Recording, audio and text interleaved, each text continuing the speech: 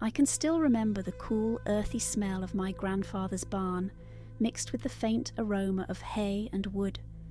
That place was like an old, familiar friend, comforting and timeless. It held the memories of my childhood, afternoons spent playing hide and seek, laughing until my stomach hurt, and helping my grandfather with small tasks around the farm. But last summer, when I visited alone after college graduation, the barn held something else entirely, something I never expected. Growing up, I idolized my grandfather. He was kind, wise, and had a mysterious charm, a quietness about him that drew people in. He had worked hard all his life and maintained his pride in the land he owned. The farm was a symbol of his dedication and resilience, and he often reminded me of how lucky I was to be a part of our family legacy. It felt sacred in a way, almost like it had secrets of its own. When I arrived that summer, I was exhausted and drained from years of studying. My recent breakup didn't help either. I felt disillusioned, unsure of myself and everyone around me. My grandfather welcomed me with open arms, his eyes warm and kind as always. I could tell he was glad to have me there. "The farm always has a way of grounding us," he said softly, squeezing my shoulder. A few days into my stay, my grandfather invited me to spend the day with him in the barn. He said he had something special to show me, something he had wanted to share for a long time. I was excited and curious, wondering what kind of surprise he had in store. Maybe he wanted to show me a family heirloom, or perhaps he had some old photographs or letters hidden away. Whatever it was, I knew it would be important to him.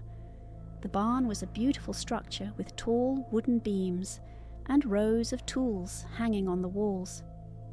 The sunlight streamed through the cracks in the walls, casting gentle rays on the dust that floated in the air. My grandfather led me to a corner of the barn where an old chest sat, covered with a thick layer of dust. As he opened it, I felt a surge of anticipation. Inside, there were yellowed letters tied with string, an old watch, and a few photographs. He handed me one of the photographs. It was a picture of a young woman, her eyes bright and her smile radiant.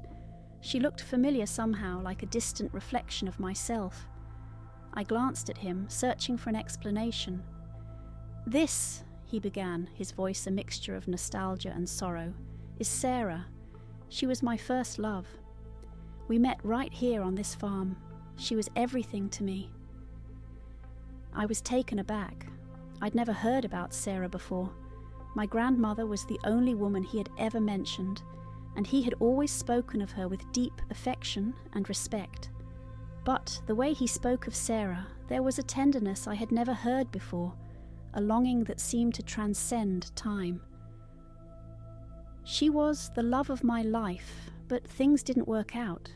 We went our separate ways." He looked away, his voice faltering.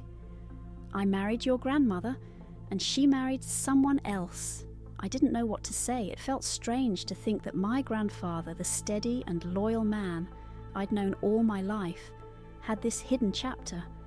But as I looked closer at the photograph, I noticed something odd. The woman in the photo was wearing a necklace, a pendant that looked eerily similar to the one I'd been given on my last birthday by my own boyfriend, Jake. A chill ran down my spine. I thought it must be a coincidence. But as I continued to look through the chest, I found more photos, and in each one, Sarah was wearing that same pendant. I felt a growing unease. I turned to my grandfather, hoping he would give me some logical explanation, but his eyes were averted. I tried to shake off my discomfort, but my curiosity only grew stronger. Later that night, while my grandfather was asleep, I crept back into the barn and went through the chest once more. This time I took a closer look at the letters. As I untied the string and unfolded the papers, I realized they were love letters, written by my grandfather to Sarah. I skimmed through the first few, my heart pounding. One letter, dated nearly 20 years before I was born, caught my attention. In it, my grandfather wrote about a promise he had made to her and spoke of a legacy they would share. The language was cryptic, almost as if he was hiding something. But what truly stunned me was the final line. "One day, we'll find a way to be together again." I felt a knot form in my stomach. Something about this didn't feel right. I could sense there was more to the story than he had told me. But what was it? The following day, I confronted my grandfather. I asked him directly about Sarah, hoping he would clear up the confusion. At first he was evasive, saying that some things were better left in the past. But I pressed on, my determination fueled by a strange sense of betrayal. Finally, with a sigh, he sat me down and began to explain. He admitted that he had continued to see Sarah in secret, even after marrying my grandmother. They had maintained a hidden relationship, meeting whenever they could. But as time passed, they drifted apart, and Sarah eventually married someone else. My grandfather had remained faithful to my grandmother after that, he claimed, but he had always kept a piece of his heart reserved for Sarah. The story should have ended there, but as he spoke, I noticed his hands trembling slightly and his eyes darted toward the barn, as if he feared something hidden in its shadows. Then he let slip a detail that changed everything. "Sarah was pregnant when we parted ways," he whispered, his voice barely audible. "She never told me if it was mine or her husband's, but..." I felt the ground shift beneath me. A sense of horror dawned upon me as the pieces began to fit together.